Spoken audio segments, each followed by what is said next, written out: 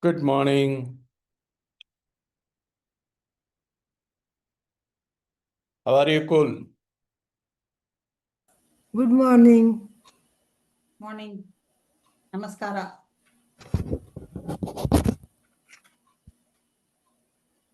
Good morning. Good morning.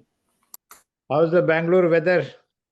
It is raining every day, you won't believe it. Typical Still Bangalore. continues? It continues from almost from 1 o'clock. It goes on. Good rain.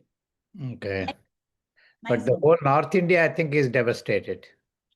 Yes, Yeah. very much. Very much. The monsoon has been pretty heavy. Yeah.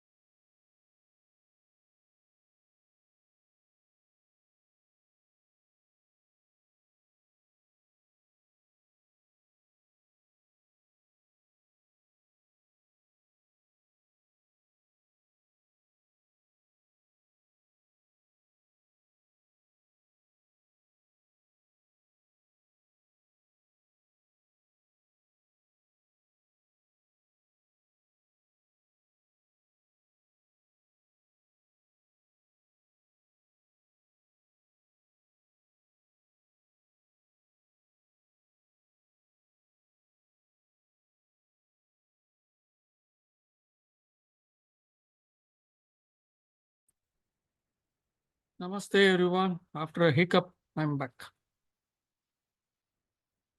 Namaste. Hey, good morning, Kumar. Good morning. Namaste. Namaste. Let's start with 3 ohms.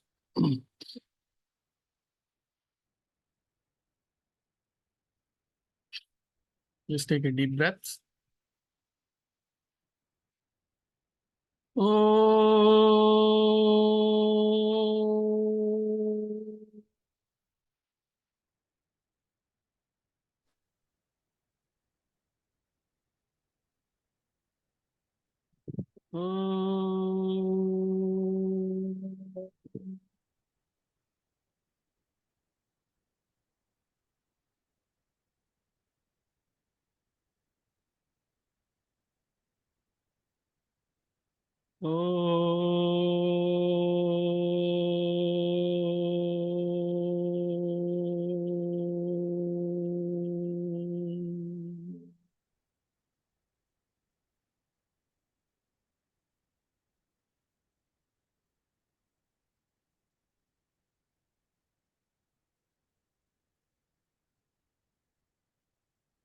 Namaste, everyone. Kranti, please go ahead. Thank you. Sir, till 1.4, I mean 1.44, 44. Yeah.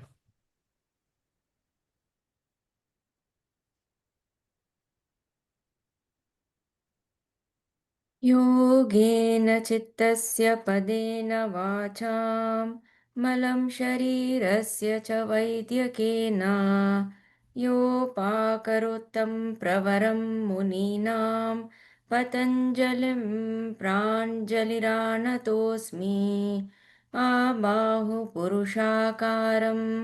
शङ्खचक्रासिधारिणं सहस्रशिरसं श्वेतं प्रणमामि पतञ्जलिं श्रीमते अनन्ताय नागराजाय नमो नमः। अथ समाधिपादः अथ योगानुशासनं योगः चित्तवृत्तिनिरोधः तदा द्रष्टुः स्वरूपे अवस्थानं वृत्तिसारूप्यम् इतरत्र वृत्तयः पञ्चतयः क्लिष्टाः प्रमाण विपर्यय विकल्प नित्र स्मृतयः प्रत्यक्ष अनुमान आगमाः प्रमाणानि विपर्ययो मिथ्याज्ञानम् अतद्रूपप्रतिष्ठं शब्दज्ञानानुपाती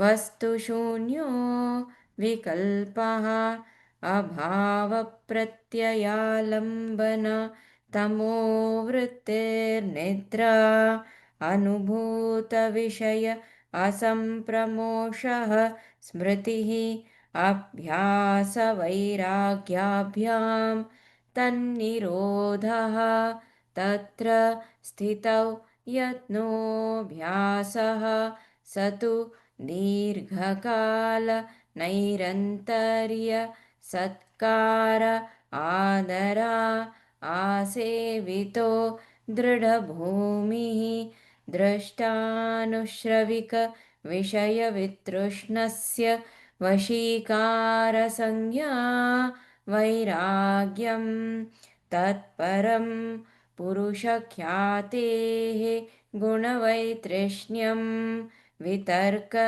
विचार आनन्द अस्मितारूप अनुगमात् सम्प्रज्ञातः विरामप्रत्यय अभ्यासपूर्वः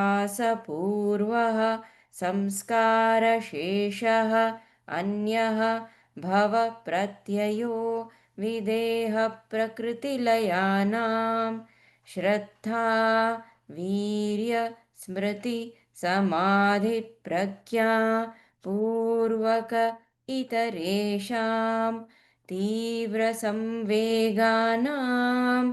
आसन्नः मृदु मध्य अधिमात्रत्वात् ततोऽपि विशेषः ईश्वर प्रणिधानाद्वा क्लेश कर्म विपाक आशयैः अपरामृष्टः पुरुषविशेष ईश्वरः तत्र निरतिशयं सर्वज्ञबीजं स एष पूर्वेषामपि गुरुः कालेनानवच्छेदात् तस्य वाचकः प्रणवः तज्जपः तदर्थभावनं ततः प्रत्यक्चेतनाधिगमः अपि अन्तराया भावश्च व्याधि स्यान संशय प्रमाद आलस्य अविरति भ्रान्तिदर्शन अलब्धभूमिकत्व अनवस्थितत्वानि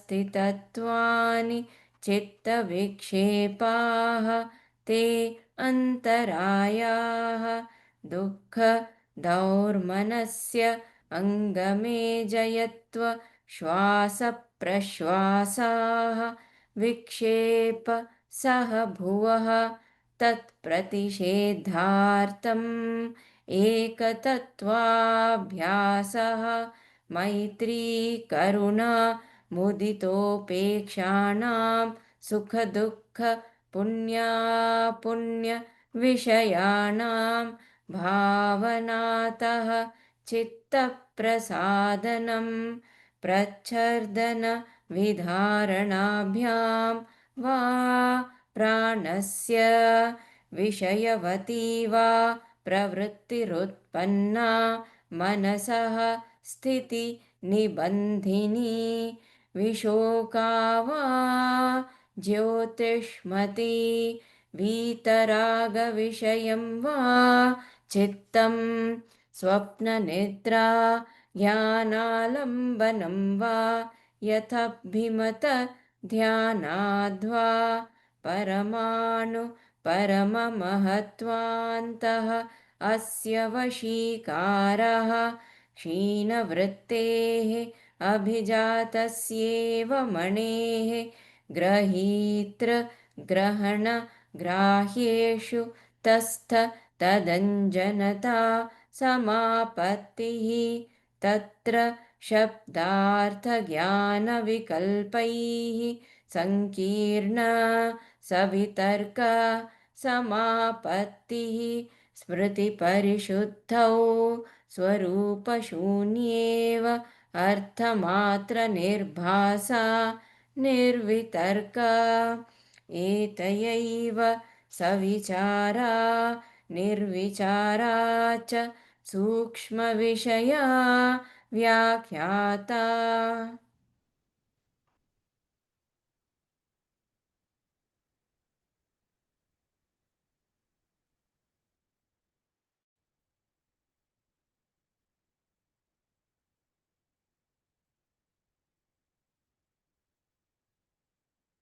You're muted, Mama.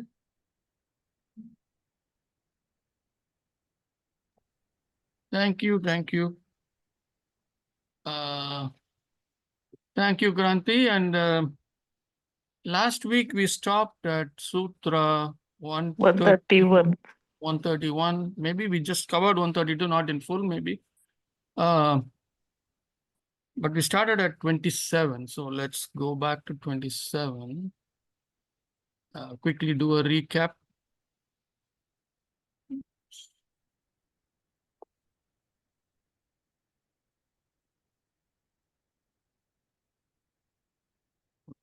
Let me get this screen.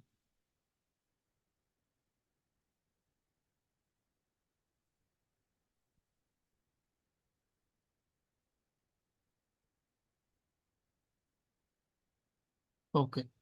So we started at 27, which is Tasya Vachakaha Pranavaha. That is the language with which the divine communicates, the Ishvara, the language with which Ishvara communicates to us.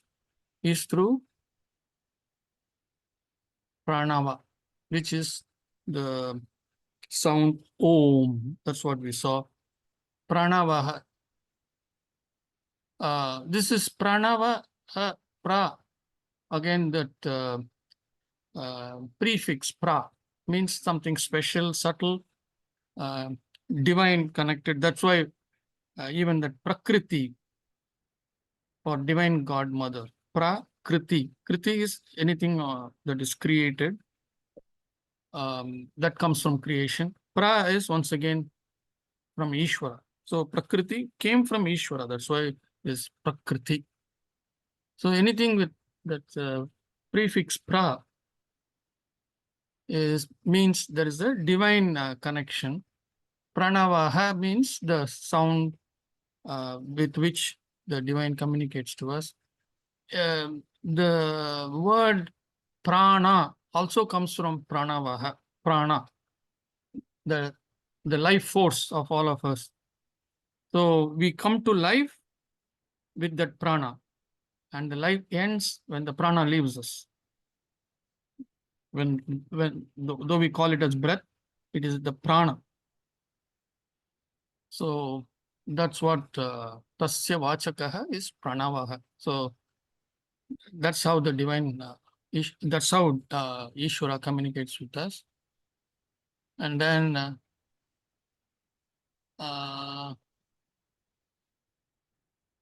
sorry. Tat japaha, tad artha bhavanam. So by meditating on Om, you understand the deeper meaning of the word Om, the sound Om.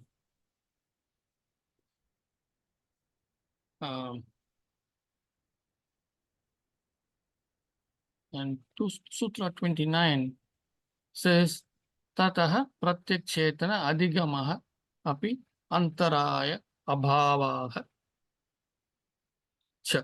So here we are saying by doing all this, by having this, by doing this japa on the Om, what do we get?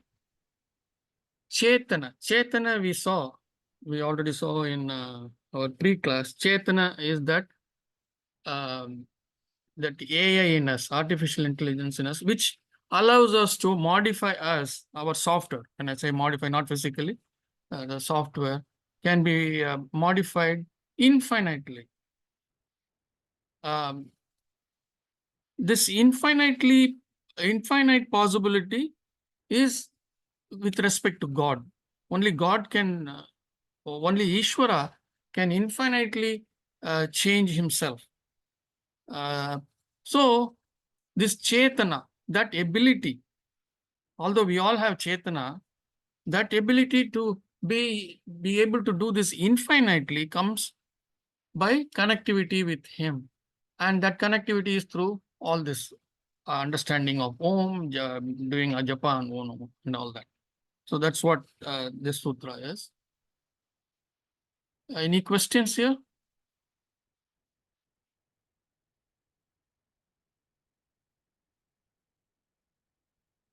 Okay, I'm going to switch to the other format. So just bear with me for a second here.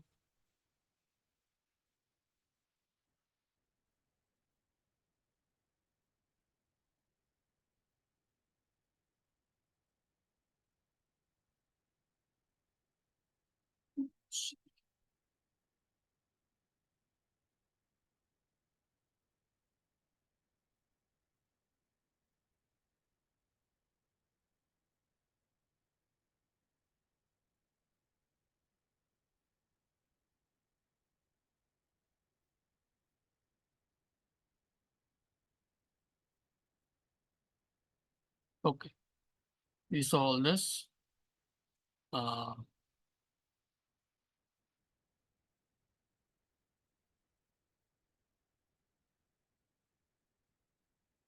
So with that, we conclude the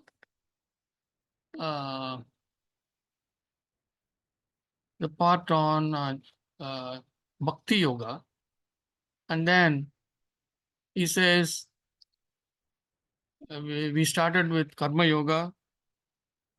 That's not working for us. So he gave us the other prescription of Bhakti Yoga.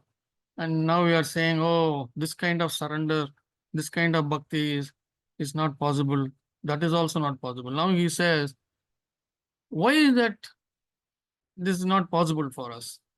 That's because of the diseases, the various diseases that we have. The Yadisthana, Samshaya, Pramada, Alasya. So he says, with all this, these are all the mental conditions that we have. Vyadi, disease, dhyana, dullness or mental inertia, doubtfulness, carelessness, laziness, lack of dispassion, which means craving of craving of the senses, completely desire oriented. We are running behind everything, or pleasure oriented things. Bhranti darshana, wrong perception or delusion. Alabdha bhumikatva, the fear of failure, because of we have set ourselves an objective, and constantly there is a fear. This is with respect to spirituality. Just like we have fear of failure in the material world, we have the fear of failure here too. And then a fear of slipping from the gained state, that also is there. So these are all the things that he is saying. Obstacles deluding or confusing or working against the chitta. Our chitta are disease, mental inertia, doubtfulness, carelessness, laziness, lack of dispassion, or craving for sensual pleasures, wrong perception, fear of failure to reach objective, and fear of slipping from the gained state. Whatever state we have gained, the fear that we might slip off from there. This fear of slipping from the gained state. Many of our not historical, mythological movies would state that,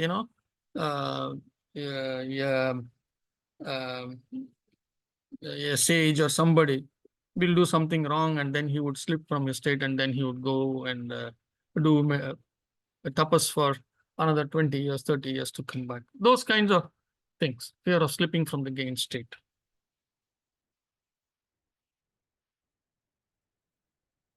And these kinds of diseases. And then we also have, we may also have dukkha, misery, daurmanasya, despondency, angame jayatva. Actually, it is angame jayatva. I don't know if I corrected it when I sent it to you. I will send out again, correcting it. It is angame jayatva, trembling of the body, shwasa prashwasa, inhalation. So distortions that exist together are misery, despondency, trembling of the body, and irregular inhalation and exhalation. So the first one was all mental. The second one is with respect to our breath. Then he talks about, so we have all this. So he says, the way to prevent this is to have a single pointed focus on something, or a single-minded effort. All these things, with the single-minded effort, all these things can be overcome.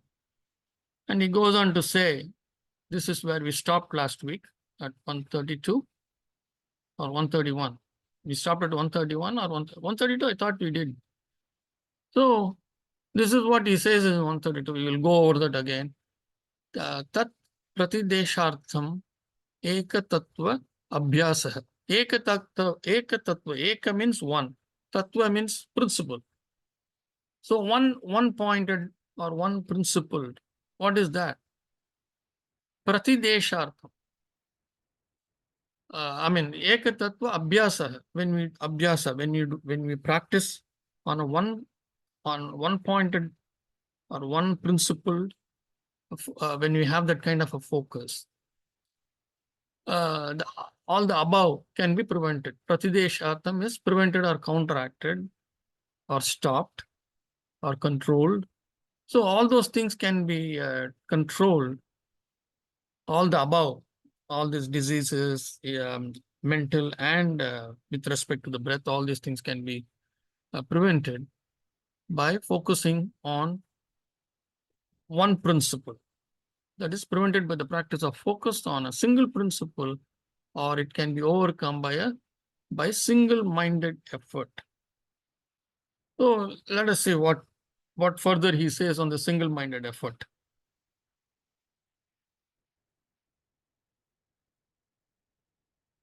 So we are on starting from Sutra 30, we are on the third section.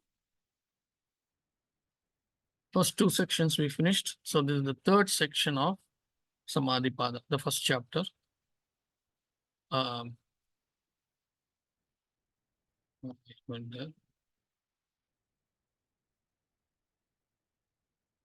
on 1 second, please. Sorry.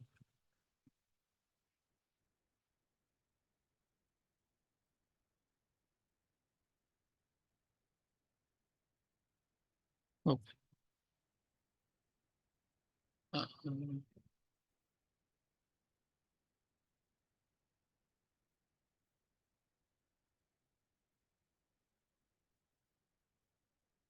So 133, Sutra 133.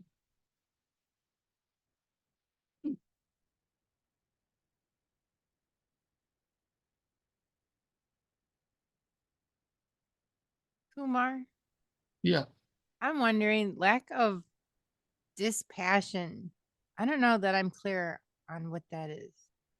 What is? Lack of dispassion from 131. 131. Hold on. Let me get to 131 here.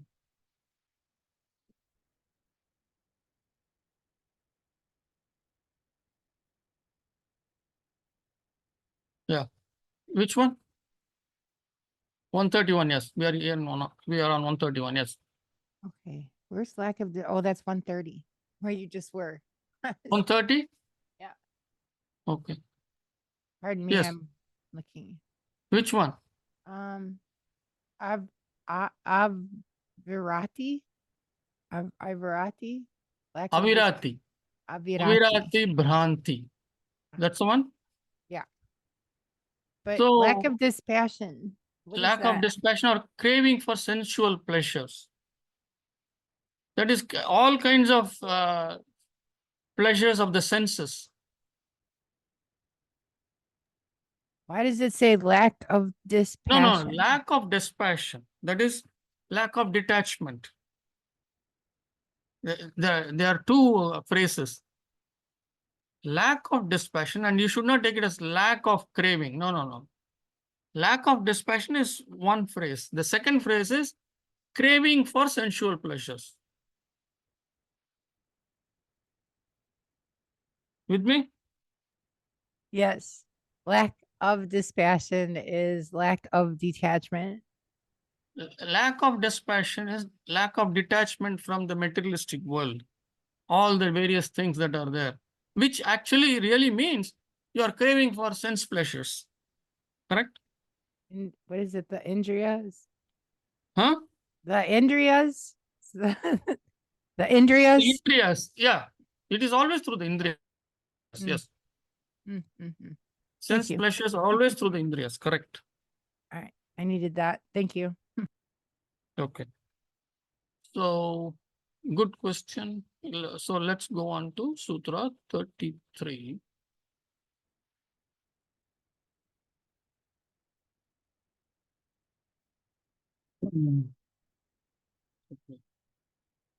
Okay, here. So, he says in 32 that single principle. So, now he is explaining the various things of the single principle. He says, Maitri, Karuna, Mudita, Upekshanam, Sukha, Dukha, Punya, Apunya, Vishayanam, Bhavanatah, Chitta Prasadanam. Okay, let us see. Maitri means friendliness, being friendly, a friend. So he has given four words here: Maitri, Karuna, Mudita, Upekshana. And these four words you have to match with the next four words: Sukha, Dukkha, Punya, Apunya. Those four. What is it? So you match Maitri with Sukha, Karuna with Dukkha, Mudita with Punya, and Upekshana with Apunya. That's how we have to match. So we are going to match Maitri with Sukha. So Maitri is friendliness, and Sukha means happiness or pleasure. So what he is saying is, be friendly when you have some happy news, some very pleasurable thing. Be friendly to it. Don't go overboard. There is it's just first birthday for a child.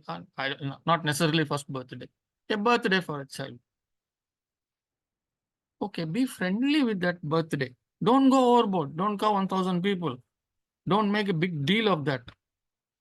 Don't run here, don't run there. Be in a mode of gratitude. All of us blessed with children. It is only a we have been given this guardianship temporarily. At the age of 18 or 20, as the child grows into a young adult, the child is going to leave us. So at that time, we have to be ready to let go of the child. So that detachment will come only when we have Maitri. That is friendliness with with happy events. Happy and the events that give us pleasure. So be friendly to happy things. Don't go overboard. Karuna, compassion. So this is the second word, karuna, with dukkha. Dukkha is misery, right? Dukkha is unhappiness or misery. So karuna, be compassionate.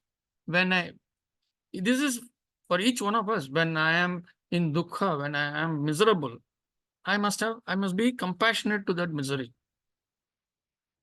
And not try to run hither and thither, saying, oh, I can't bear this, I can't bear this, I can't bear this. So have that kind of a compassion to that misery, either to my own misery and to others' misery as well. Mudita. So the third one, mudita, to be paired with punya. So mudita means delight. Punya means virtuous things. So have delight in virtuous things.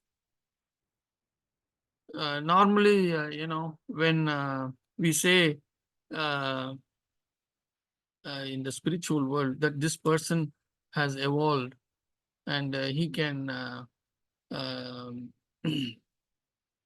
do certain things, he has certain siddhis or special abilities. So we will hear this, and even as we hear this, we will comment saying that how is this possible? This fellow was also like me when I saw him 10 years back, and suddenly he has become this.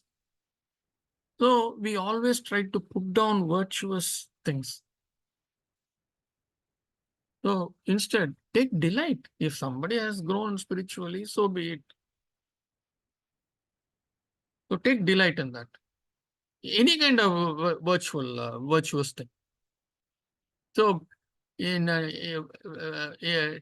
delight in virtue, in virtuous things.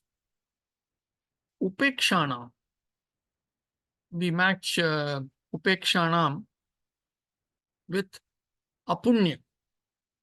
So Apunya means wicked or bad things or wicked things, horrible things. Upekshanam means upeksha is disregard. So have a sense of disregard when bad things happen, when wicked things happen. So he says, in a summary, he says, have an attitude of friendliness. Have an attitude of friendliness with delightful things. With happy events. So this is what he says. Attitude of friendliness, sympathy, delight, and disregard, respectively, towards happiness. That is, friendliness towards happiness, sympathy or compassion in when we have unhappiness or misery, delight for virtuous things, and disregard wise or wicked things or bad things. When we have that kind of an attitude with all this will yield positive results for the chitta. Meaning, this will give the chitta a good feeling. So that's what is the meaning of chitta prasadana. Yields results for the chitta or purifies the chitta. What is the meaning of purifying the chitta here? Anybody?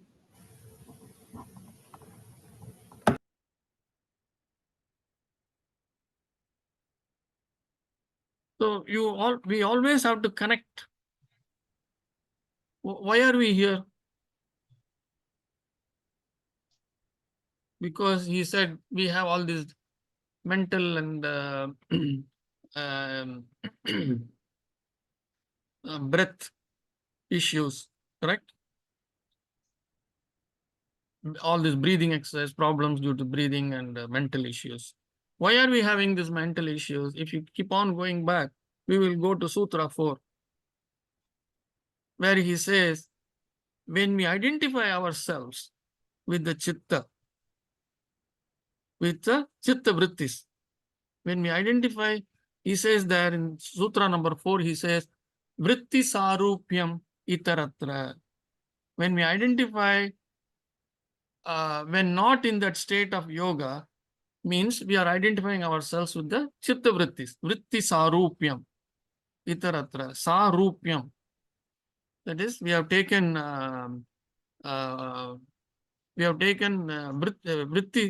vrittis as our home.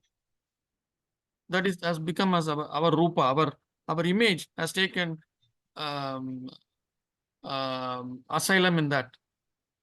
Vritti sarupyam itaratra. That's the 4th sutra. So, vrittis, those are the cause of all kinds of problems.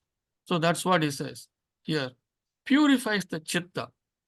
Why is the chitta not pure?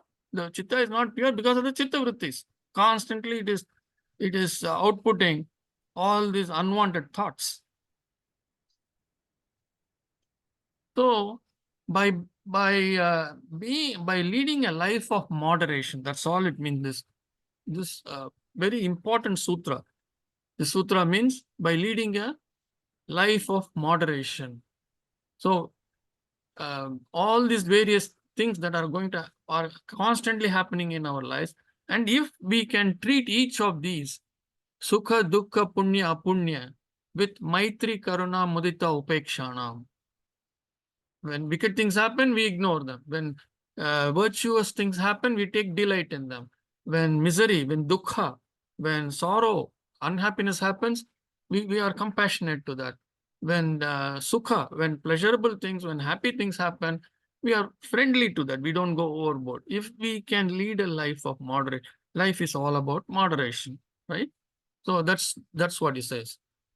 When you lead a life of moderation, what it will give? It will purify the chitta. That is the chitta prasadanam. Prasadanam, we know. It is something that comes from the divine, right? Prasad.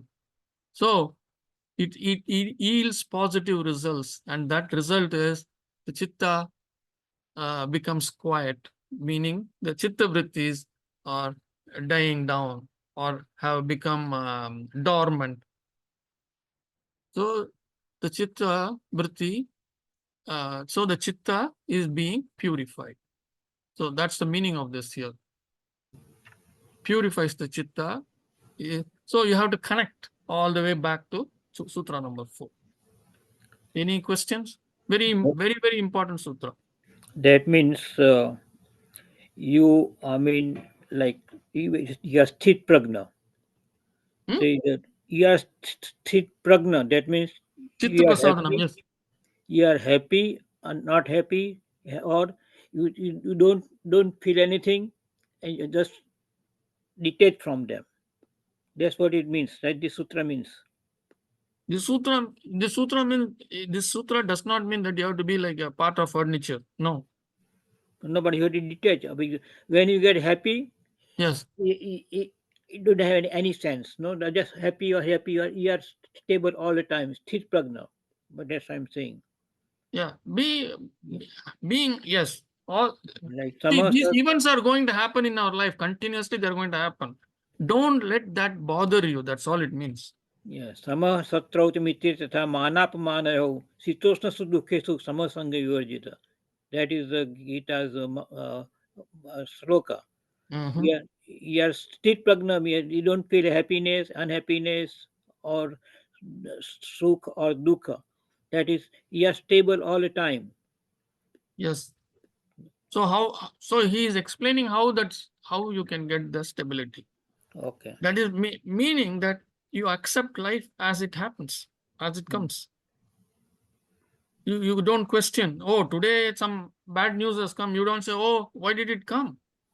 Yesterday, it was all up to yesterday, it was all nice. Hmm. Why I'm getting a bad news today? That's the nature of the world.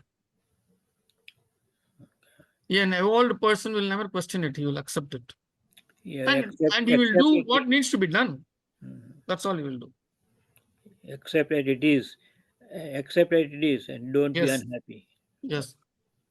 Okay. Thank you. So, okay. So in the last line, he says, this can be understood as mindful moderation in reactions, avoiding extremes. That's what we said, leading a life of moderation. Any questions here?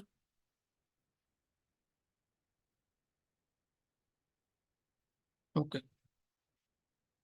So he has said, he gave two sutras. Actually, one big sutra of moderation, which will help us to, this is only a start. And then he gives more here. We can say starting from Sutra 34, it is kind of a dhyana yoga. Let us see why. Prachardana vidaranabhyam va pranasya. Prachardana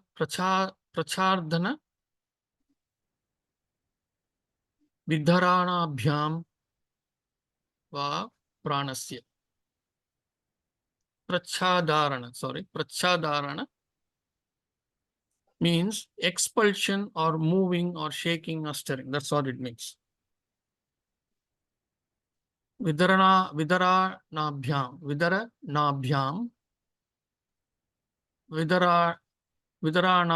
means with extension indicating dual number.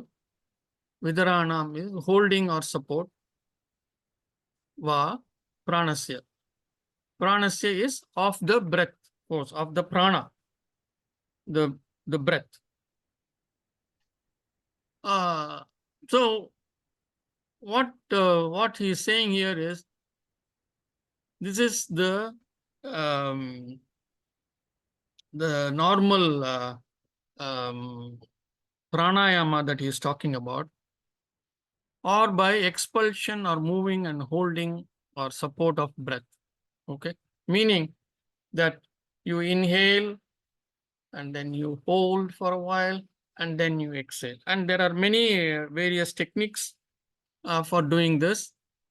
There are also bandhas where we lock Mula bandha, Jalandhara bandha, and all that. There are abdominal bandha, there is an abdominal. So doing with all this, various pranayama techniques are there. So he's taking all that and putting it in one line, and he's saying, so by inhalation, by expulsion, by holding, and also moving that prana within ourselves, we can, to an extent, get over all this, or quieten the chitta vrittis. So let's see what it says here.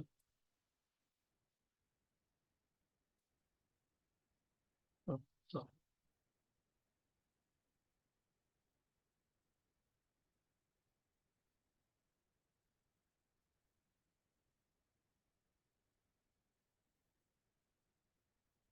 Chadharana. So that's the sutra here. While most people have interpreted this as exhalation, retention of breath, or even inhalations and exhalation, the Himalayan Institute considered this to mean holding the breath and moving it up and down inside. So all three make eminent sense. Okay, that's the comment that he's making. So basically he's saying this is related to pranayama, various techniques of pranayama, and he's not saying that you have to do all the 1000 different ways in which pranayama may be done, but some very important techniques are there, which we are not going to discuss here. This is normally done during a retreat, or when you partake in the life in yoga classes. They do this as an exercise, as part of the class. So just remember that pranayama is a big, very big thing which can help you in controlling the chitta vrittis. So our idea is to quieten the chitta vritti. So one prescription he's giving, that is why or he says, one prescription he's giving is you can do this to quieten it down. All right. Or what else can we do? Vishayavati va, or va always means or Vishayavati va pravirtihi utpanna manasah sthiti nibandhini. Vishayavati va pravirtihi utpanna manasah sthiti nibandhini. Oh, there's a couple of things in the chat. Let me quickly look at what pay attention to that.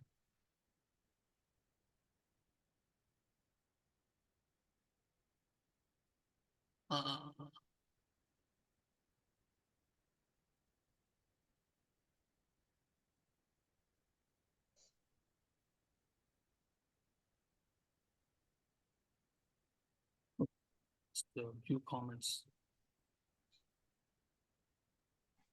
Okay. All right.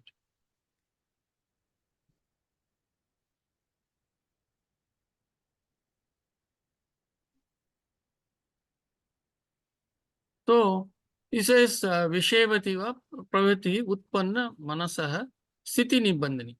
Vishayavati,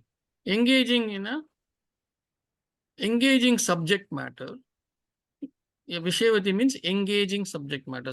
A subject matter that engages us, that which we like. Va we know, or pravirtihi. Pra again means higher. Vrittihi, expressions or thoughts. Utpanna, arisen, growth. Manasah, arisen. Utpanna means that which is growing. Manasah, mind. Pravirtihi, utpanna manasah. All three words put together. A mind that has growth of expressions. Okay, that's what we have. Mind, the chitta is constantly generating thoughts. A mind that has growth of expressions, implying a mind that is restless and wandering everywhere. So for all those who when they close their eyes, or even without closing their eyes, even while sitting and talking to somebody, they wander off. Is because this is what it's saying, implying a mind that is restless and wandering.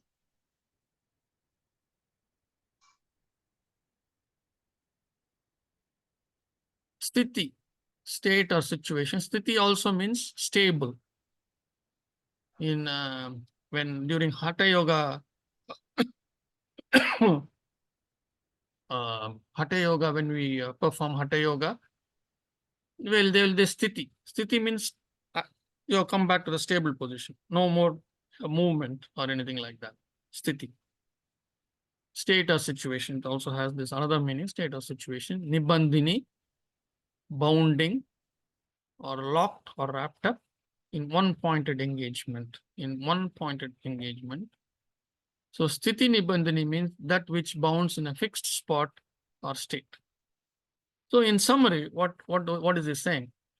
So by or, either you do pranayama or by focusing on an engaging subject matter. That which is engaging to me may not be engaging to you. So you have to choose a subject matter which is engaging to you, or by focusing on an engaging subject matter that would bind our chitta to one spot for a mind that has growth of higher expressions. So for us for whom there is so much of chitta vrittis, where the mind is wandering all the time, this is a good exercise. That's what he says. If pranayama is not for you, try this. Any questions here? He's giving us various ways by which we can bring the chitta vritti to control. So we need to pick up, this is how we start. This is the starting point. So we can pick up any one of his prescriptions and go ahead. Okay, let's move on. Or Vishoka va Jyotishmati. Vishoka means state of being free from grief or pain. And Jyotishmati means blissful, happy, etc. Vishoka means state of being free, pain, blissful, happy. Jyotishmati means that which is shining or lustrous. Jyoti, right? Jyoti means, we know, Jyoti means a flame or something that is bright. So Jyotishmati is which is shining or lustrous. So he says by focus on a blissful luster. That is any lamp. That's what he says. You can focus on any lamp. So this is also something which people know in when people practice Hatha Yoga. There are techniques by which where you focus on a lamp for increasing your concentration and things like that. The only lamp that one does not want to use is a lamp that they normally keep when a person passes away for those 12, 13 days. That lamp is kept at home. So that is kind of a sad and a lamp. It is indicating the deceased. So excepting for that lamp, any other lamp one can focus on. So this also brings the chitta vrittis, makes the chitta vrittis to quiet it down. So this is one other aspect that he is giving, one other prescription. So or, that's why he uses the word or. Then in 37, Sutra 37, he says, Vita raga vishayam va chittam. Again va or. Vita raga vishayam chittam.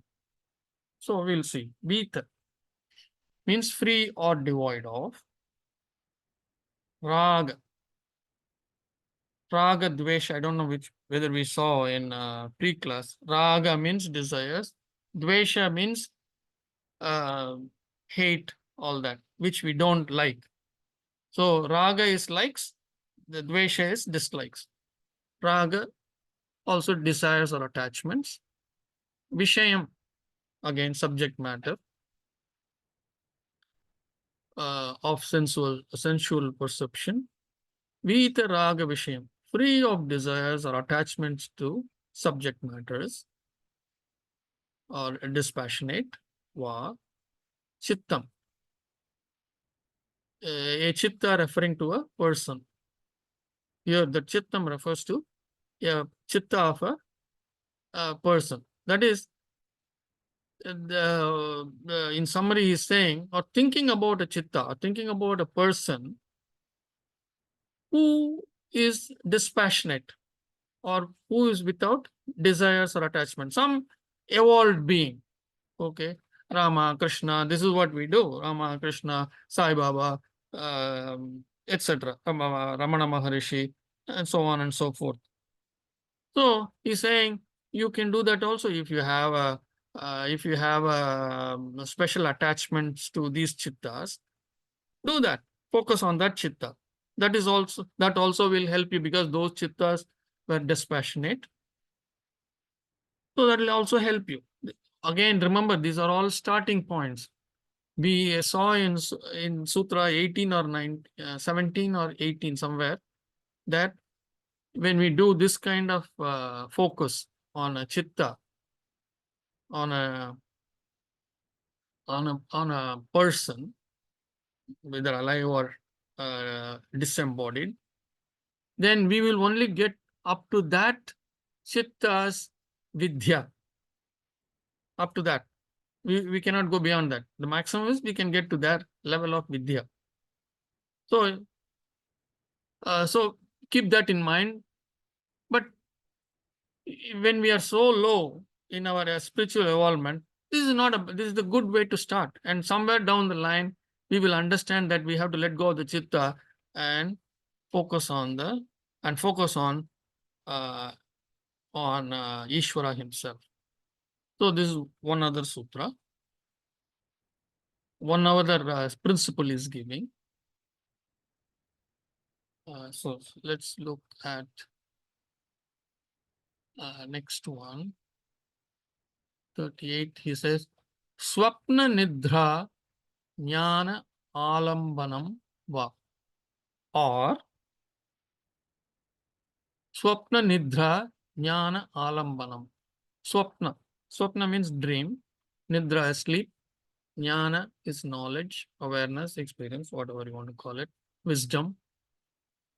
Alambanam, by support of Va, or by the support of the experience of a dream. So let us say you had a very vivid and nice dream. You can focus on that. Or he says, or sleep. Sleep meaning, we have said that earlier, in deep sleep, we get connected to the divine, right? Similarly, in samadhi and in deep meditation, we can get connected to the divine. So that's what he's hinting here. So through the deep meditation, getting connected, that you can use that. If you have that, use that.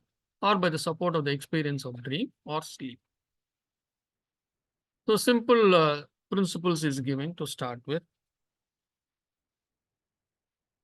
In the next sutra, he says, Yatha Abhimatha Dhyanat Va. Yatha Abhimatha Dhyanat Va. Yatha means that which, Abhimatha, close to one's mind.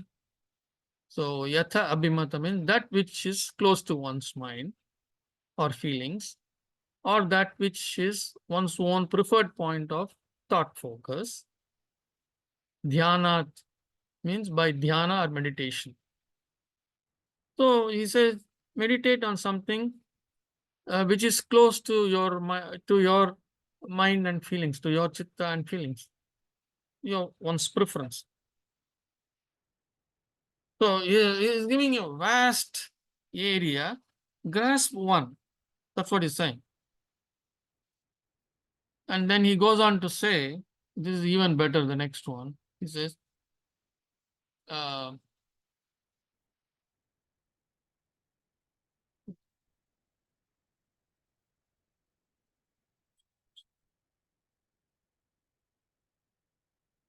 Parama Anu, Paramanu, Parama, Mahatvantaha, Asya, Vashikaraha. Paramanu, Parama, Mahatvantaha, Asya, Vashikaraha. So we will see what it is. Paramanu, the ultimate smallest particle. The smallest particle. We saw this already. Paramanu, the ultimate smallest particle, the subatomic particle, like electron or neutron or proton or whatever. Smallest of the small. Very, very small thing. Or Parama Mahatvantaha. So the ultimate greatest or biggest in the other extreme. So one extreme is the smallest item or particle. Then the other one, the biggest one, extreme, the other extreme. Pranamanu, Parama, Mahattavantaha is from the ultimately smallest to ultimately largest in the other end. Asya, his, one's of that, whatever meaning you want to take. Asya generally means it's a possessive. Kumarasya means Kumars. That's what it means. Asya Vashikaraha. One can be drawn in. Vashikaraha. Vashika. We saw this Vashikaraha earlier too. Vashikara means being drawn in, being taken in, or be focused or attracted in. So these are all the various meanings of that. So in summary, let us see what he says. So he says this is the summary. One can be drawn in by the ultimately smallest atomic particle to the ultimately largest magnitude. So it is up to us what we want to choose is up to us. That's the meaning of this. So he has given various things by which we can arrest the chitta vrittis. Yes. Can I imagine blowing up a balloon from smallest, big, big, big? Going what? From the what? Can I imagine I'm blowing up a balloon? Oh yes, why not? See, anything that draws your attention, anything that which will draw your attention, anything where you can focus. Thank you. Yeah. So it's almost 8. I'm going to stop here. It's also gives us a set. We finished the set from 132 onwards to 140. The next is a different set. Any questions here before we move away?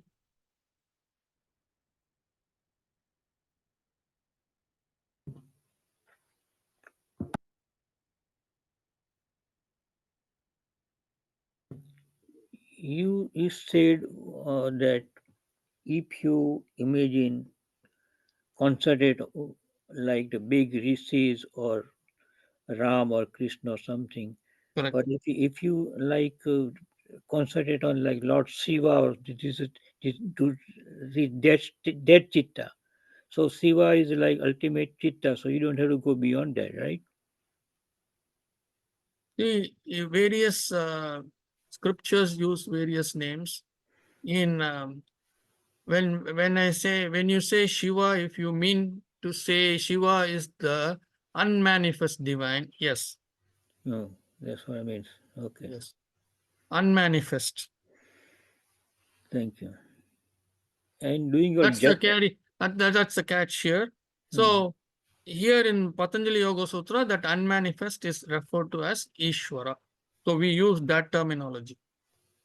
We don't use Shiva, Parvati and all that. We use Ishvara or Sattva Purusha. So doing a japa on like I mean, one sloka or one mantra, japa doing. Yes, So you just doing japa, all the concentrate on that one. That will lead you to the correct. that kid, right? Okay, thank you. Yes. See, the idea is to quieten the chitta vrittis. The chitta vrittis can be quietened through these various things that he has explained today, various options that he has given.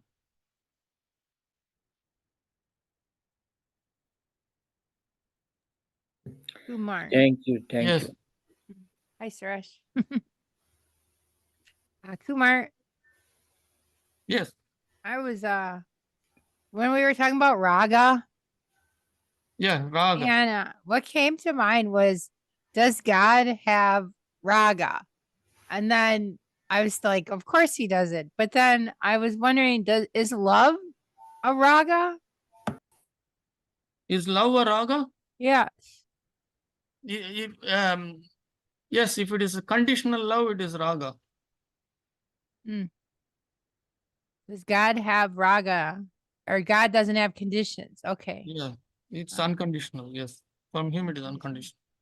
So we can also raise to that level because we are the chip of the old block, right? We are the chip. We are from there. I'm going to stop this share here. Also, I wanted, if I could share, I wrote this, like I had a meditative experience this one time, and I wrote a book about it. Now I have a little children's book I just made yesterday, but it's about the 140 Sutra 140, where it goes to the smallest particle. Okay. And I'll share that with you, but it showed how like a plant, how we eat a plant, and going through the it grows, and then a bunny eats the plant, the flower. And then I was able to see like the energy inside the bunny in the meditation, so the story kind of walks through what happens, like how does the energy keep moving. But that was going to at least what I perceived as the smallest particle. But yeah, so I'll share that with you, Kumar, and then you can decide what you want to do. Okay. All right. Thank you. Thank you. Mhm. So let me there was two couple of chats. Kamakshi says singing, dancing, or even painting a picture comes in this. Yes, it does. But the thing is, when we are doing meditation, any movement will take us away. If you're saying dancing, there is movement of the body parts, etc. Similarly, painting means once again your hands are moving. So this has to be in stillness. You can focus on the painting that you already done. That's not a problem. But again, you're going to, when I say you can focus, you're going to close your eyes and bring it internally and do that focus, correct? So you can dance with your eyes closed, although some can. These are all activities. You can always, strike a posture in dance and keep that in your as part of your meditation, that posture, that which you like very much, that which probably gave you a lot of happiness while dancing, or a particular raga when you were singing a particular tune, whatever. Those kinds of things, yes.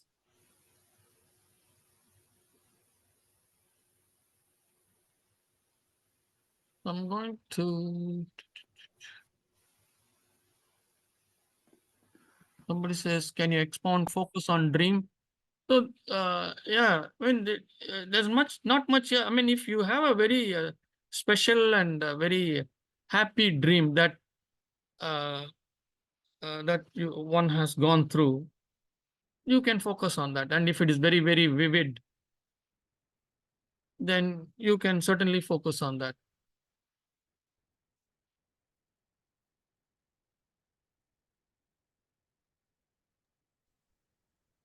So let me yeah. So what the sutras say, what I get from the sutras is today's sutras. Mm. Either like he says or, right?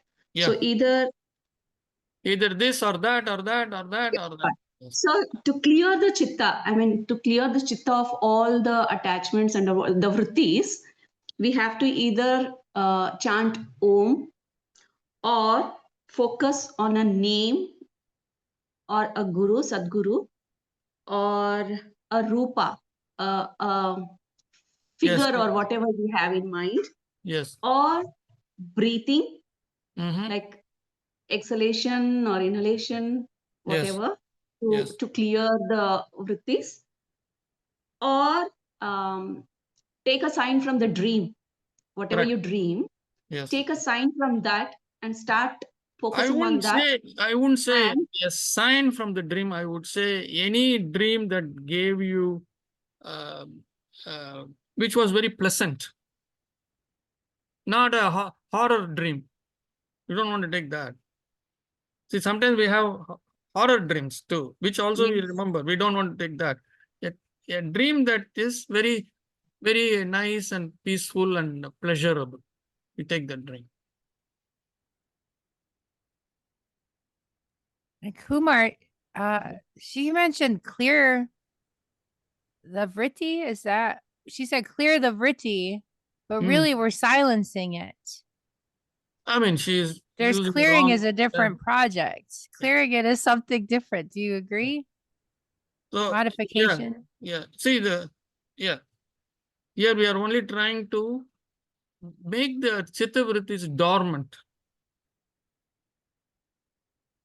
See, over a period of time, when you engage in this kind of meditation, in this kind of meditation every day and things like that, slowly those chitta vrittis become completely dormant.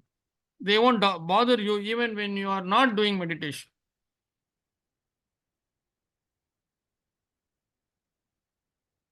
See, I was Ashwini, is she here? Yeah, she said she will be on off video today because she's out of town. Anyway, I was chatting with her. I said yesterday, there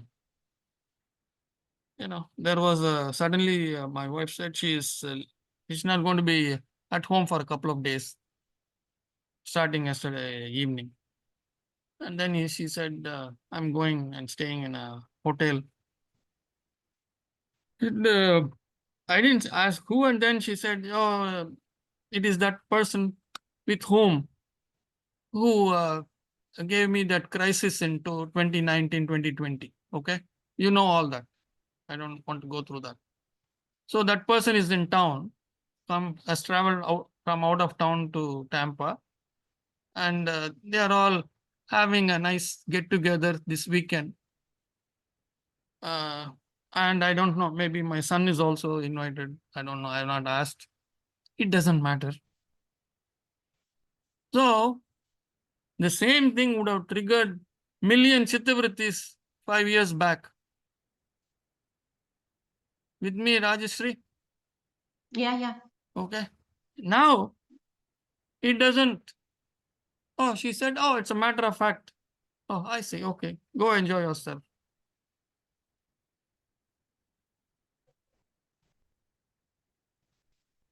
So this is the chitta prasadanam. The chitta is not producing, is not going, is not overloaded and is not producing all kinds of stupid and idiotic chitta vrittis. How can my wife go? How can my son go? How can my daughter-in-law go? All these people are, they don't even have respect for me. That's how the chitta vrittis will go.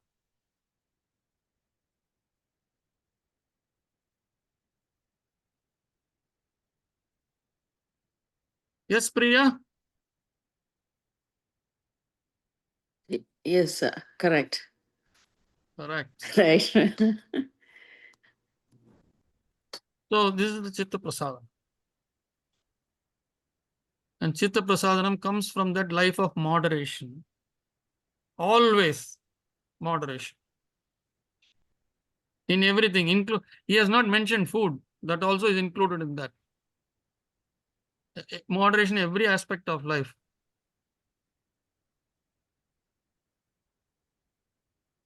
See, many years back, maybe 20, 25 years back, we went to a wedding, a rich wedding. It was conducted in a resort in Tampa. So we went there. And lunchtime, the morning ceremony, the muhurtam was over.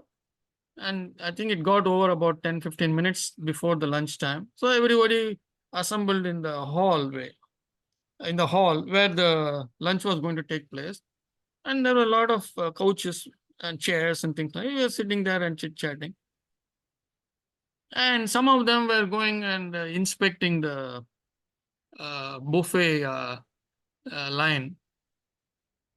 They had not yet announced the lunch.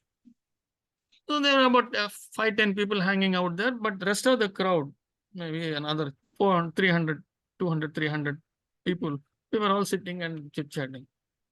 And then sharp at noon, the announcement came, lunch is ready, lunch is served. So you won't believe. You won't believe this. These are, and many of them, and this was, I think, the daughter of a doctor. Both husband and wife were doctors. So there were a lot of doctors who had been invited. They had a lot of doctor friends. And these doctors are all making in upward of 500,000 a year, okay, 500,000 and more. You won't believe this. The moment it was announced, there was a mad dash to the buffet line. I've seen this in India. I've never seen this. For the first time I was seeing this here, 25, 30 years back. I was shocked. Haven't these people seen food? And there were probably 30 items, I would think, or more. Because the hosts, they take great pride in saying, oh, in my wedding, in our wedding, we gave 30 items or 35 items. In that doctor's house, they gave only 28 items. In our house, we have given 32 items. So this is the kind of pride they have. Anyway, that apart, almost about 70% to 80% made a mad dash to the buffet line. And as usual, myself and my wife and a few others, we said we'll wait. So we had to wait for a good 25 minutes. Okay. In 25 minutes, people had jostled each other, did whatever they wanted to do, picked up all that. And then there were hardly anyone there. So then we went to get our food. Oh, yes, there were 2 or 3 items missing out of the 30 items. So what? I did ask, there were a couple of items which were not there. Then they said, oh, sorry, we ran out. Okay, fine. No problem. Haven't we eaten those items earlier? So for the sake of this, do you have to make that mad dash? And these are all educated, well-educated people. And I'm saying, and making hundreds of thousands of dollars annually, half a million or more. So this is our condition.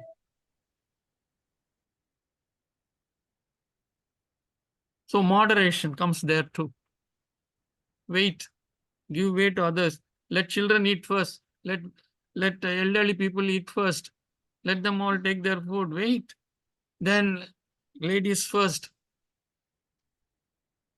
Even if they are able-bodied and young women, give them their due. Give way to them. Let them pick up their food. What is the big deal? Wait for 25 minutes, 25 minutes. You already waited 4 hours and you have not waited with an empty stomach. From the time you enter, coffee is served, then breakfast, heavy breakfast if you want to. And half the people will be dozing off after eating breakfast during the muhurtam. This is our condition. Everywhere we have to apply the sutras in life. So I normally say, I've said this in few other classes as well. So maybe about 10 years back, I said in one class, and then that yoga student, whenever he sees me, where we are together for some snacks and things like that, he'll say, I will stand behind you. I won't stand in front of you. So he says, I always remember that you have said, and from that day onwards, I stopped running to the buffet or lunch buffet or dinner buffet, whatever it is. I always wait for everyone to finish, and only when it becomes free, I go.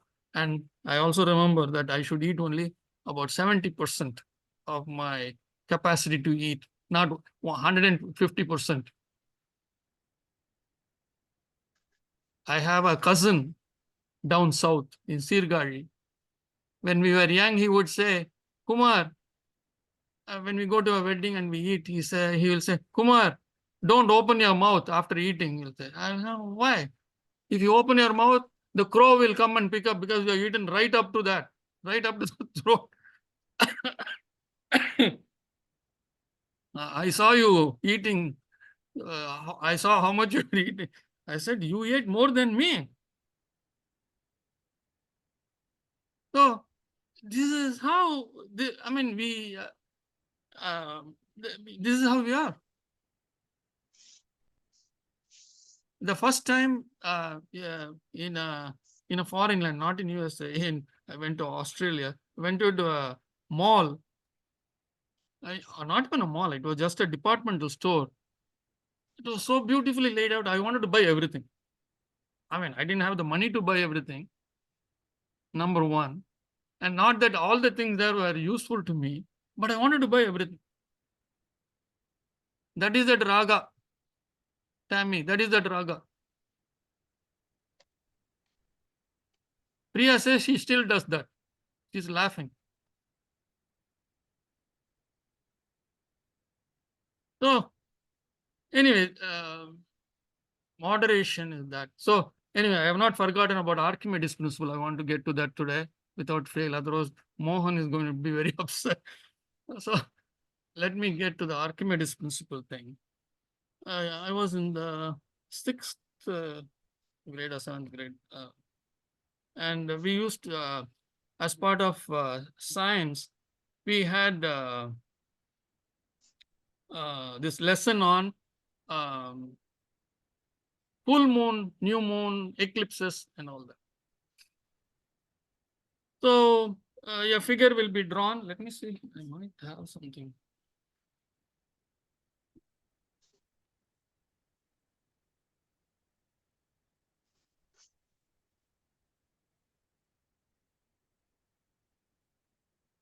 I don't have it. So, so they will say, oh, this is sun, in the middle is earth, and then here is the moon. This is how they will describe things. And then there's the sun and the moon and then the earth. When we have this position, sun, the moon, and the earth at the extreme. In this position, it is the new moon because the sun's rays are all falling on the moon and the reflected light is not coming to us. Okay, this I can understand. Okay, everybody understand. The teacher is drawing a figure on the board. Okay, let me draw a figure and show it.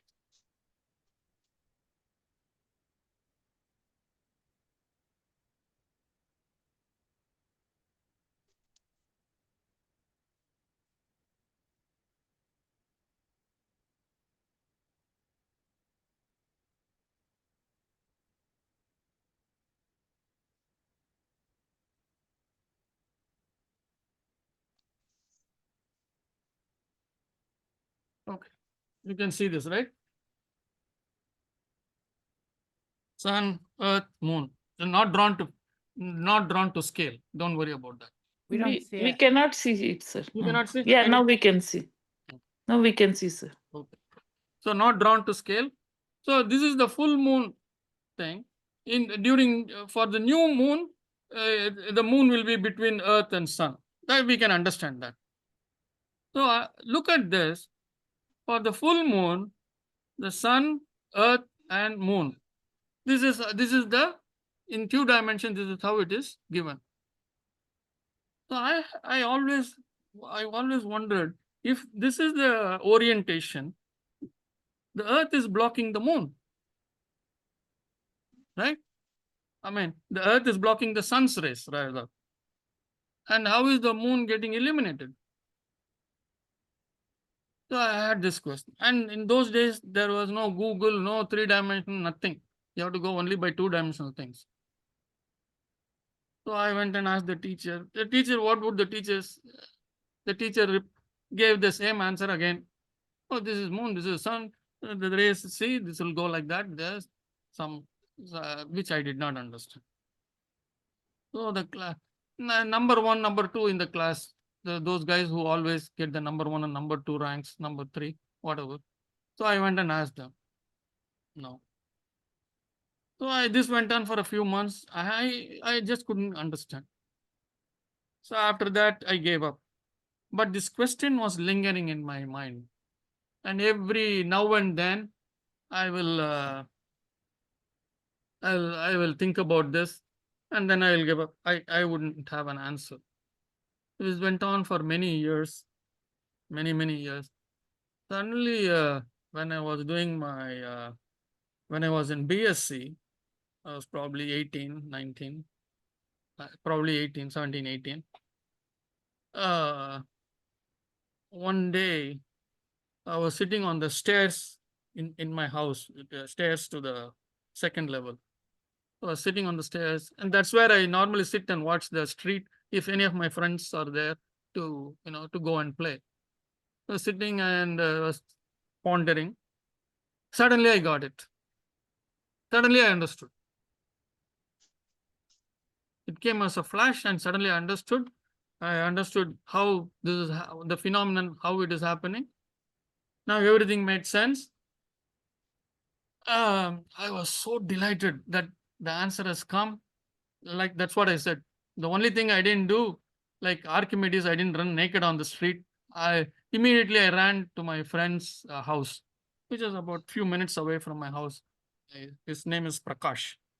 My sister knows him.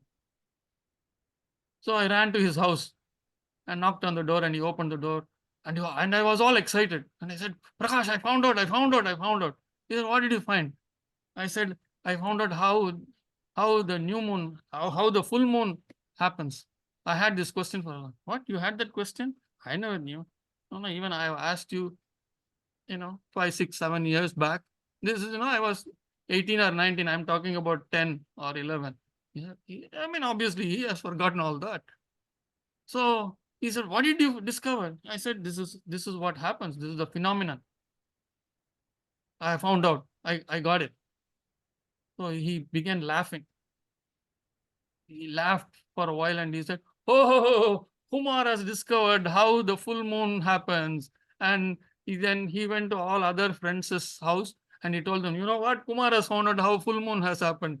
So for him, it was a big, because he did not have that question. The question was for me. And the answer was for me. Like an idiot, I ran to his house to give him that I have discovered something. So in spirituality, when we place a question and an answer comes, the answer is for us.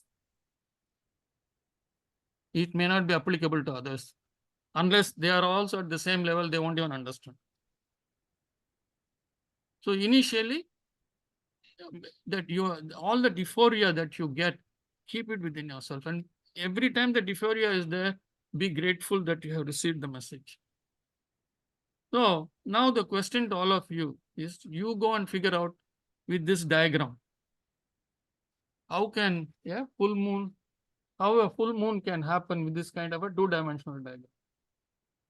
I don't want, if you know the answer right away, you can tell me. Otherwise, you can do your research and next week we can discuss. And then I will have more questions on that. Okay. Yes, everyone? Yes, that's a cliffhanger. Always an assignment. Mohan, you remember this, right? This is what we studied in school. Right? Yeah. And we had only 2 dimension, no 3 dimension, nothing. True, And- true. yes. Only now you can go and see in YouTube. So, the answer came after almost 7 or 8 years. How did the answer come? Not from my intelligence. That's what I'm trying to emphasize here. It comes from that Ishvara. Yes. And once that comes from there, you will never forget. No, it can never go over. Because I'm able to tell you where exactly I was sitting in my house.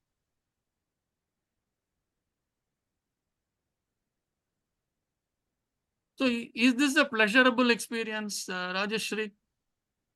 Yes, it is. So you can focus on It that is, of also course. during meditation. Yes. So there is no limit.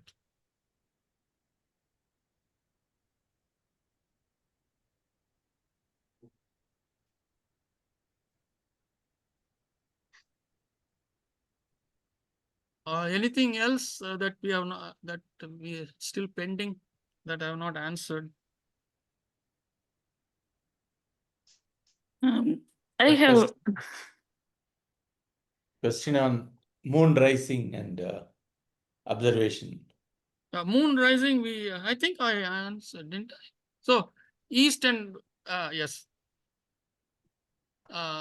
So before I say moon rises in the east and sets in the west, like the sun, before I say that, first we have to understand that the earth is spinning on its axis, right? That's why we have this day and night, correct?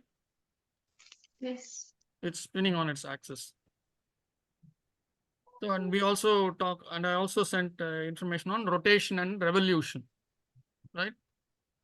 Rotation, the earth goes around itself, spinning on its axis of rotation, and it goes around the sun, right? The 2 motions it has. And as the earth is spinning on its axis,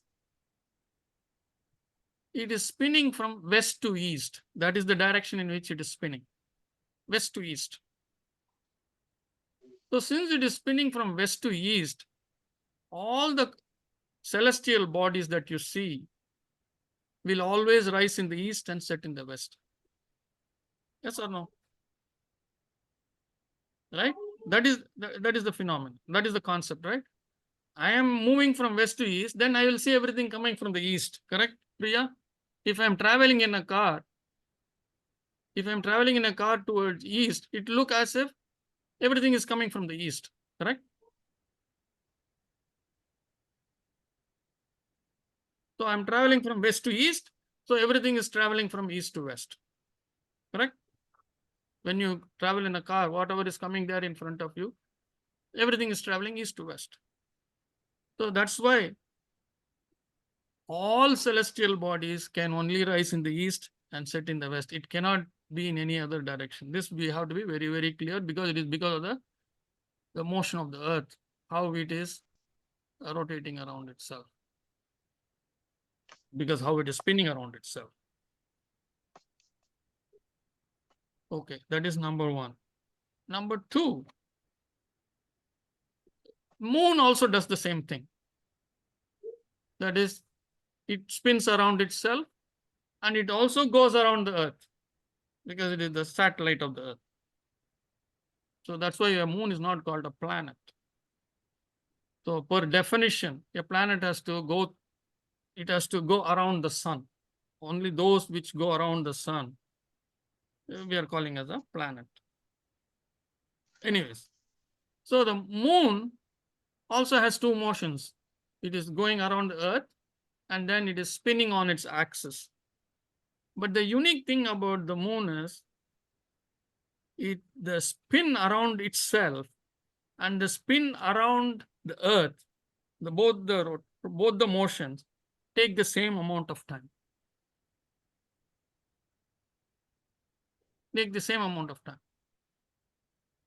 Whereas with respect to Earth, to go around us, to go around itself, it is 1 day, 24 hours. Whereas to go around the sun, it takes 365 or 366 days. Let's keep it at 365 for now, for this discussion. It takes 365 days. Whereas with respect to the moon, to go around the Earth, it is taking 29.5 days, something like that. And to go around itself, to spin around itself, it takes 29.5 days. Both are synchronous for it. With the result, we are able to see only one side of the moon. We never get to see the other side of the moon because it is tilting a little bit every day. And it is showing only one side of it.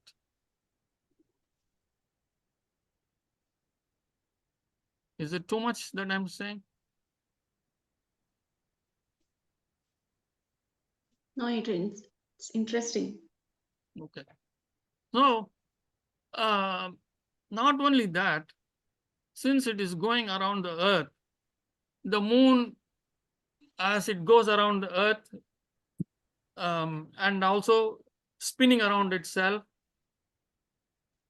if we start with the new moon, that is Amavasya, where we don't see the moon at all, the next day we see a sliver,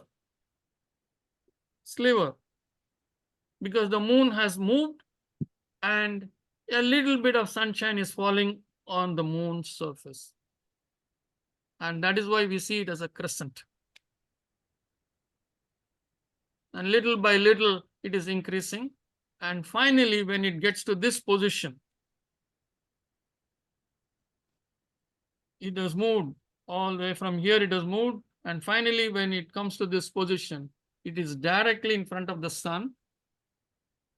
And the full light falls on it. And we are able to see the complete reflection of that light. And that's why we call it as a full moon day. And on the full moon day, where does the moon rise, Priya?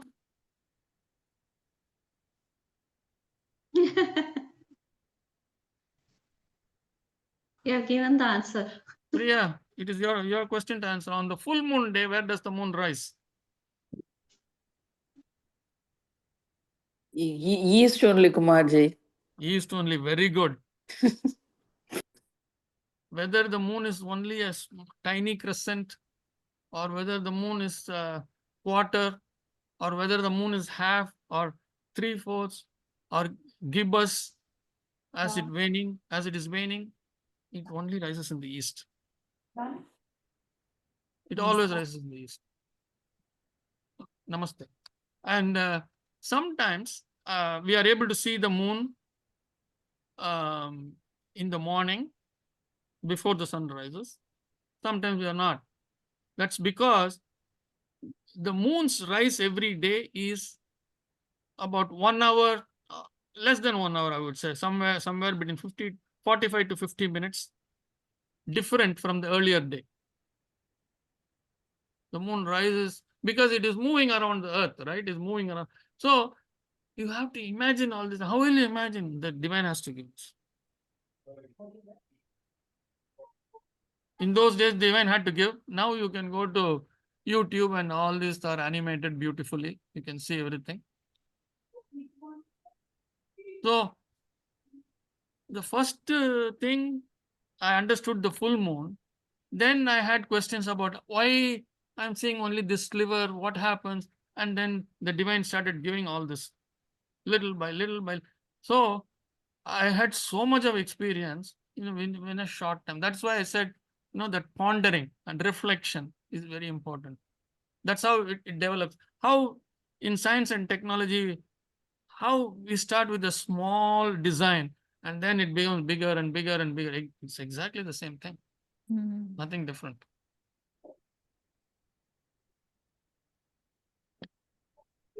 May I add something Yes, please. about east and west? About when you said that all is traveling from east to west. That means that has got a great political influence on the whole world, or Uh-huh. in Earth, in a Uh-huh. way like 200 years ago, Napoleon was trying to attack Russia, and he was bloody nosed. Russian finished French. Then Hitler tried to walk on Russia, so he was walking from west to east, both of them, Napoleon and Hitler. Now, Putin is sitting in the west. So if Putin wants to take up Europe, whole Europe, he can do it very easily, and nobody can do anything. Why? Because everything is traveling. The energy is traveling from east to west. The same thing. If England wanted to take America, he can do it because we are toward. If you look, we are in the east, and energy flows from east to west. So watch out. I'm joking, of course, but this is the explanation which I didn't understand when I was studying Feng Shui. That they were teaching us about things. Maybe like that's why. That's Yes. why there is some fear here in this country, and there's some olive branch is being extended to India. I saw some news today. Anyway, I don't see this is going to be in the public space, whatever we are speaking. That's why and there is no way for me to stop this recording. Just So I don't want to get too much into all this political discussion, but having said that, now the East is showing its power. If that satisfies what you're saying, your theory, East is now showing its power. Anyway, makes sense. But again, all this West, East, everything is relative, right? Start learning Russian. Yeah, all relative.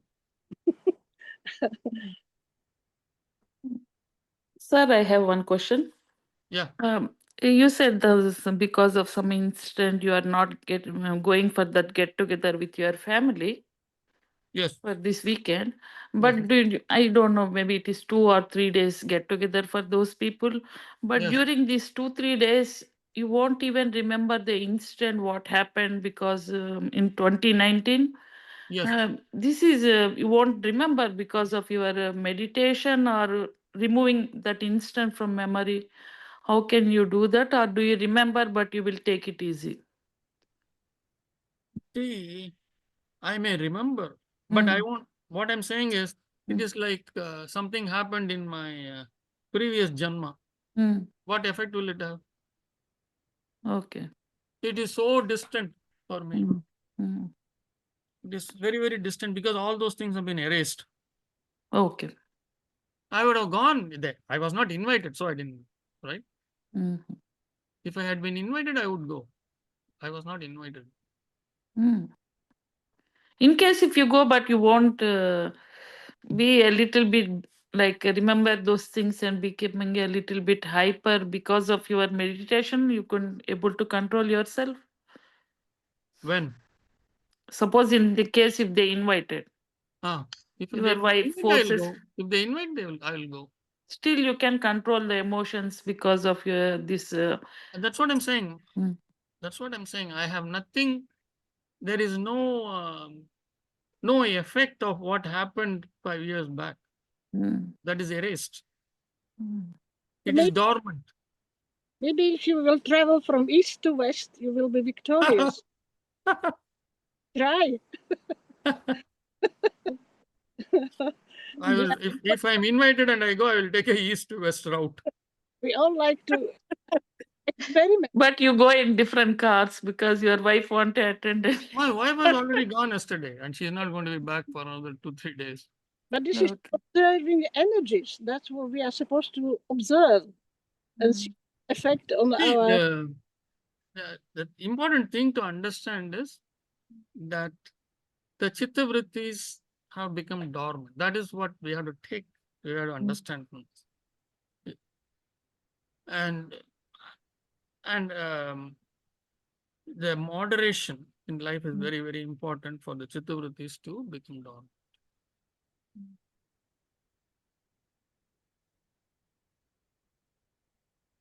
Agree. Yes. Thank you, So sir. this is one kind of sannyasa. Sannyasa does not mean one has to go to the Himalayas. Sannyasa can happen at home, where you can be detached. At the same time, you can be home. You can be involved in things that where you are wanted. You be involved in that. Where you are not wanted, Stay. Be compassionate to that. Accept it. Be compassionate to that. Don't wish that everything what that they are doing should fail. Those kinds of thoughts should not be there. But then you will be in line with energies. If you sit on a wave, that will take you farther away than if you sat at home. So it will take you where you want to go.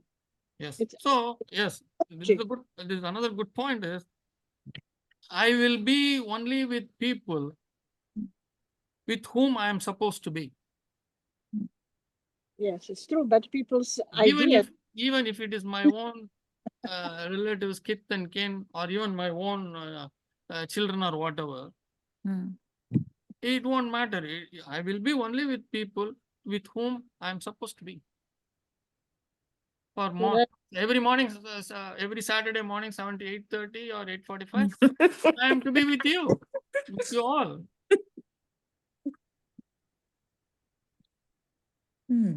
It is a very pleasurable thing for me. Whether it is pleasurable for you or not, it is very pleasurable for me. But this task and traveling from east to west, the planetary energy will take you and your good news and your peacefulness to the west, and the west will feel the energy, therefore may change its energy, change the mind. But I have no desire that their mind should be changed or whatever. So it is their karma. They do whatever they want to do. My karma, I deliver. Even if I had been invited, let us say for this get together, I would still, if I had gone yesterday, I would have been back in the night so that I can have the class in the morning, and then after the class, whatever, I might have gone back, if at all I was invited. So, anyways, enough of this. Any other question? There's Did I time for answer all your questions, Madhavi? Yes, About sir. going with them, Yes. Yeah, not yes, going sir. with them? Yes. Yes. Thank you.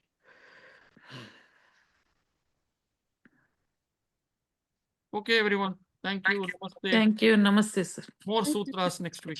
Namaste. Thank you. Thank you. Thank you. Thank you. Bye. Namaste.